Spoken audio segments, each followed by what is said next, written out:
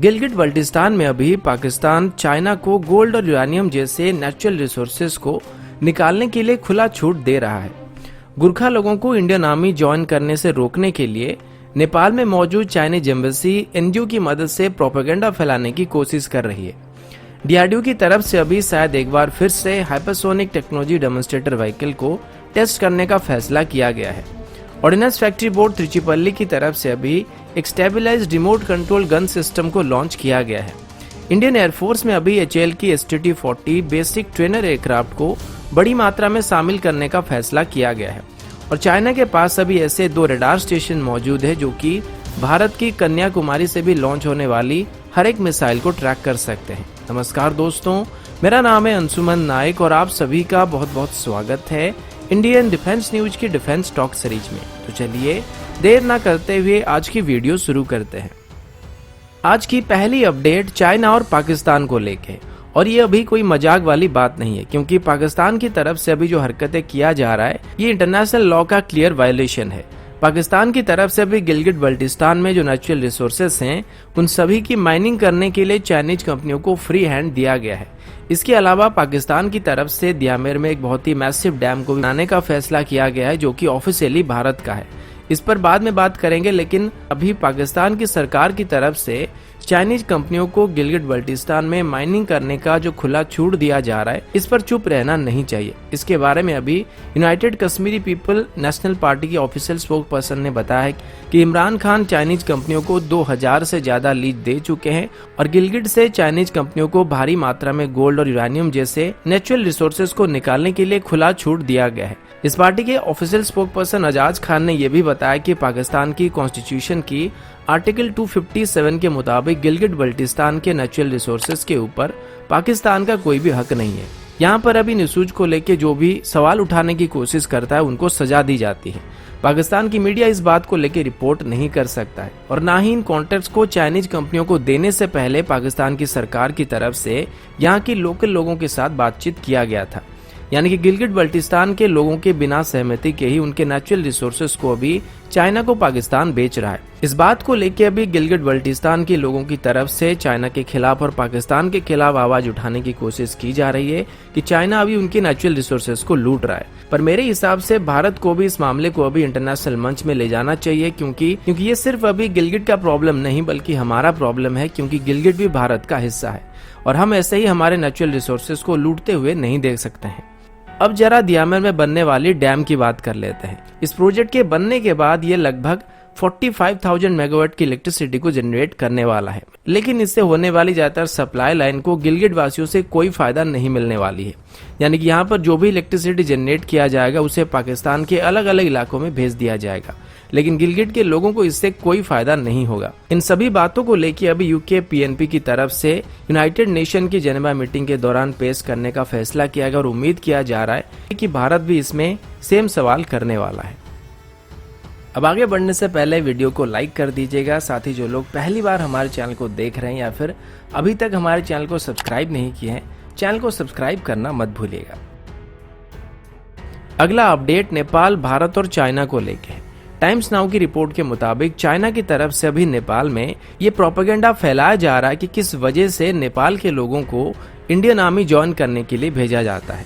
इसलिए काठमांडू में चाइना की जो एम्बेसी है वो चाइना की स्टडी सेंटर एनजीओ को अभी इस काम में लगा रखा है कि नेपाल में ये सर्वे किया जाए और पता लगाया जाए कि किस वजह से Nepali Gurkha Indian army join करते हैं और भारत और चाइना के बीच अगर कोई कॉन्फ्लिक्ट होता है तो इसमें नेपाल के ऊपर क्या फर्क पड़ने वाला है। साथ ही भारत के साथ नेपाल का जो सोशियो इकोनॉमिक रिलेशन है इसके बारे में भी स्टडी करने के लिए कहा जा रहा है। अगर आपको याद होगा तो कुछ दिन पहले नेपाल की तरफ से गुरखा लोगों को इंडियन आर्मी ज्वाइन करने से रोकने के लिए कुछ स्टेटमेंट पास किए गए थे और तभी ये स्टेटमेंट किसी एनजीओ की तरफ से ही दिया गया था और जाहिर सी बात है कि इसमें नेपाल के कुछ पॉलिटिकल लीडर भी शामिल हैं। अब सवाल ये कि चाइना इंडियन आर्मी और गुरखा लोगों के ऊपर स्टडी करने के लिए क्यों कोशिश कर रहा है और इसके पीछे चाइना का असली मकसद क्या हो सकता है। अभी अगर इंडियन आर्मी की गुरखा रेजिमेंट की बात करें तो इंडियन आर्मी में इनको one of the finest regiment में गिना जाता है और साथ ही गुरखा राइफल्स की तरफ से इंडियन आर्मी की अब तक के सबसे बेहतरीन 3 आर्मी चीफ दिए गए हैं, जिनमें से फील्ड मार्शल साम मानेकशॉ, जनरल दलवीर सिंह और हमारे वर्तमान के chief of defence staff general Bipin Rawat भी शामिल हैं। मेरे हिसाब से चाइना अभी शायद नेपाली गुरखा लोगों को इंडियन आर्मी में शामिल होने से रोकना चाहता है। आप सब कहेंगे कि ऐसा करने से हमें कोई फर्क नहीं पड़ेगा, क्योंकि गुरखा लोग सिर्फ नेपाल में ही नहीं बल्कि इंडिया में भी गुरखा लोग मौजूद हैं। लेकिन अगर ऐसा होता है तो नेपाल के साथ अभी हमारा जैसा रिलेशन है या आगे चल के वैसा नहीं रहेगा। पहले इसे रोटी बेटी का संपर्क कहा जाता था, लेकिन अभी केपी ओली और उनकी चाइनीज की वजह से हमारा संपर्क अभी काफी खराब हो गया है। अगला अपडेट भारत की हाइपरसोनिक टेक्नोलॉजी डेमोन्स्ट्रेटर व्हीकल को लेके है। कल देर रात को यह खबर सामने आया था कि भारत की तरफ से अभी बे ऑफ बंगाल के ऊपर नोटम वार्निंग को इशू किया गया है। इसके मुताबिक बे ऑफ बंगाल के ऊपर करीब 550 किलोमीटर की दायरे में 20 से 22 अगस्त के बीच नो फ्लाई जोन को एक्टिवेट कर दिया गया है। नॉर्मली इस तरीके के नोटिस तब दिया जाता है जब भारत की तरफ से कोई मिसाइल को टेस्ट किया जाता है, लेकिन अभी जो नोटिस दिया गया है ठीक इसी तरीके का नोटिस पिछले साल भी दिया गया था और तब भारत की तरफ से अपनी हाइपरसोनिक टेक्नोलॉजी डेमोन्स्ट्रेटर व्हीकल को टेस्ट किया गया था। इसको हमारी बलूस्टर की इंटीग्रेटेड टेस्ट ट्रेन से फायर किया जाएगा और इसकी मिनिमम क्रूजिंग स्पीड लगभग मार्क 6 से ज्यादा होने वाली है और ये 20 सेकेंड के अंदर ही 32.5 किलोमीटर की अल्टीट्यूड में क्लाइंब करने वाली है। 2019 में जब इसको टेस्ट किया गया था तो तब ये बताया गया था कि इसकी दूसरी ट्रायल को 6 महीने के अंदर ही किया जाएगा, लेकिन पेंडेमिक की वजह से शायद इसको नहीं किया गया था। वैसे पेंडेमिक की वजह से अभी हमारे काफी सारे टेस्टिंग पोस्टपोन पड़े हुए हैं। अगला अपडेट ऑर्डिनेंस फैक्ट्री बोर्ड की तरफ से है। ऑर्डिनेंस फैक्ट्री बोर्ड तिरुचिपल्ली की तरफ से अभी एक इंडिजिनसली डेवलप किया हुआ stabilised remote control gun system को लॉन्च किया गया है। इसको आप सब शॉर्ट में SRCG कह सकते हैं। इसके लिए अभी एक डेडिकेटेड टेस्टिंग और मैन्युफैक्चरिंग फैसिलिटी को भी सेटअप किया गया है। इसे अभी हमारे डिफेंस मिनिस्टर राजनाथ सिंह जी के द्वारा लॉन्च किया गया था।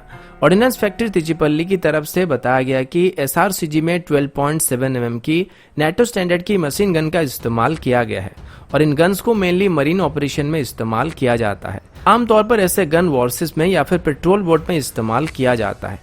इससे पहले इस तरीके की गन्स को मैनुअली ऑपरेट किया जाता था, यानी कि हालांकि इनकी फायर पावर सेम होती थी लेकिन इनको किसी इंसान के द्वारा फिजिकली फायर करना पड़ता था। पर अभी ऑर्डिनेंस फैक्ट्री तिरुचिपल्ली की तरफ से जिन गन्स को इंट्रोड्यूस किया गया ये पूरी तरीके से ऑटोमेटिक हैं। इन गन्स में डे एंड नाइट सेंसर लगाए गए हैं, साथ ही ऑटो ट्रैकिंग सिस्टम दिया गया है, जिस वजह से ये दिन या रात में किसी भी तरह के टारगेट के साथ एंगेज हो सकते हैं। लेकिन अगर आपके मन में ये चुल मचता है कि नहीं मुझे ऑटोमेटिक नहीं, मुझे मैनुअली फायर करना है, तब भी आप इसे अपने हिसाब से फायर कर सकते हैं, यानी कि तब आपका एमबॉट काम नहीं करने वाला है। अभी हम ऐसे गन्स को बाहर से इंपोर्ट करते थे, लेकिन अभी हमें इसे इंपोर्ट करने की जरूरत नहीं पड़ेगी। इसकी मास प्रोडक्शन करने के लिए भी लगभग 2.8 करोड़ के आसपास इन्वेस्ट करके एक नई फैसिलिटी को सेटअप किया गया है और साथ ही ऑर्डिनेंस फैक्ट्री तिरुचिपल्ली के मुताबिक इसकी मास प्रोडक्शन शुरू होने के बाद ये हमें हर साल लगभग 255 करोड़ के आसपास बिजनेस दे सकता है। और इन गन्स को अभी हम किसी भी तरह के नेवल प्लेटफॉर्म में इंटीग्रेट कर सकते हैं, चाहे वो कोई हमारा बड़ा वॉरशिप हो या फिर कोई छोटा पेट्रोल वेसल हो, क्योंकि ऐसे गन की जरूरत हर तरह के वेसल में पड़ती है। अगला update STT-40 basic trainer aircraft को लेके है। PTI की रिपोर्ट के मुताबिक मंगलवार को डिफेंस मिनिस्ट्री की तरफ से इंडियन एयरफोर्स के लिए 106 बेसिक ट्रेनर एयरक्राफ्ट को खरीदने के लिए अप्रूवल दे दिया गया है। इस डील की कीमत लगभग 8,722 करोड़ होने वाली है और इसमें अच्छी बात यह है कि ये सारे के सारे 106 एयरक्राफ्ट HAL की STT-40 बेसिक ट्रेनर एयरक्राफ्ट होने वाले हैं। डिफेंस मिनिस्टर राजनाथ सिंह जी की अध्यक्षता में डिफेंस एक्विजिशन काउंसिल की तरफ से इसे अप्रूवल दिया गया था। साथ ही डिफेंस मिनिस्ट्री की तरफ से यह भी बताया गया कि अभी AK-203 असॉल्ट राइफल की प्रोडक्शन प्रोग्राम को भी स्पीड अप करने का फैसला किया गया है। साथ ही हमारी UAV अपग्रेडेशन प्रोग्राम को भी अप्रूव किया गया था। इसके बारे में मैंने आपको 2 या 3 दिन पहले बताया था, जिसमें हमारे हेरॉन ड्रोन्स को आर्म ड्रोन में कन्वर्ट किया जाएगा।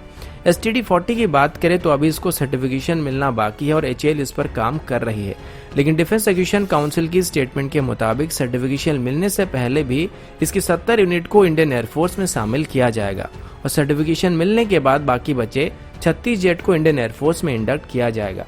इसी दौरान ही डिफेंस एक्विजिशन काउंसिल की तरफ से सुपर रैपिड गन माउंट्स और 125 mm की APF-SDS राउंड को भी खरीदने के लिए अप्रूवल दिया गया है। अगला अपडेट चाइना की मिसाइल ईयरली वार्निंग सिस्टम को लेके है। हालांकि भारत और चाइना इन दोनों की जो न्यूक्लियर पॉलिसी है वो नो फर्स्ट यूज पॉलिसी है, पर फिर भी अगर चाइना की रडार टेक्नोलॉजी की बात करें तो ये अभी काफी एडवांस हो चुके हैं। पिछले कुछ दिनों में तिब्बत में चाइना काफी हेवीली डिप्लॉयमेंट कर रहा है, चाहे वो फाइटर जेट हो या फिर ग्राउंड यूनिट हो। अब इंडिया टुडे में इसको लेकर एक रिपोर्ट आया था जिसके मुताबिक चाइना के पास ऐसे 2 मेजर रडार स्टेशन हैं जो कि भारत की किसी भी गतिविधि को ट्रैक कर सकते हैं। इनमें से एक कोरला में है जो कि काराकोरम पास से लगभग 980 किलोमीटर की दूरी पे मौजूद है और भारत की सदर्न पार्ट से इसकी डिस्टेंस लगभग 3800 किलोमीटर है। इस रडार का रेंज लगभग 4000 किलोमीटर तक है और ये ±60 डिग्री के एंगल में ट्रैक कर सकता है।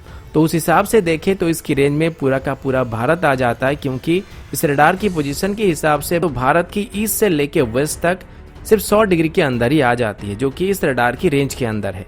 और ये 5 मीटर स्क्वायर के टारगेट को काफी दूरी से ही ट्रैक कर सकता है, यानी कि भारत की तरफ से लॉन्च होने वाली किसी भी तरह के मिसाइल को ये ट्रैक कर सकता है। इस रडार को चाइना अपनी एंटी सैटेलाइट मिसाइल की टेस्टिंग के दौरान भी काफी एक्सटेंसिवली इस्तेमाल कर रहा था। इसके बाद चाइना का दूसरा रडार स्टेशन कंपाला में है और ये रडार स्टेशन भारत के बॉर्डर से बस 190 किलोमीटर की दूरी में मौजूद है और इसे चाइना की तरफ से हिमालय के 5150 मीटर की ऊंचाई में फिट किया गया है ताकि हिमालय के ऊपर से आसानी से नजर रख पाए।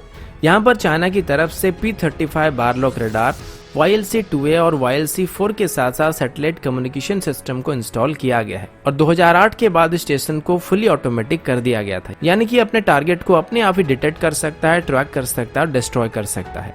तो उस हिसाब से देखें तो किसी भी तरह की कॉन्फ्लिक्ट में ये दोनों ही रडार स्टेशन चाइना के लिए काफी मायने रखने वाले हैं और ये भारत की तरफ से लॉन्च होने वाली किसी भी मिसाइल को वक्त रहते ही डिटेक्ट कर सकते हैं और चाइना के पास इनको डिस्ट्रॉय करने के काफी सारे साधन मौजूद हैं। तो अभी हमारी स्ट्रेटेजिक फोर्सेस कमांड को इन सिस्टम को काउंटर करने लायक सिस्टम को डेवलप करने पर काफी ज्यादा जोर देना चाहिए और हमें भी चाइनीज एक्टिविटी पर नजर रखने के लिए सेम तरीके की रडार स्टेशन को चाइना के लिहाज से बनाने की जरूरत है। तो दोस्तों अभी के लिए इतना ही, मिलता हूँ आपसे अगले वीडियो में, तब तक के लिए जय हिंद, वंदे मातरम।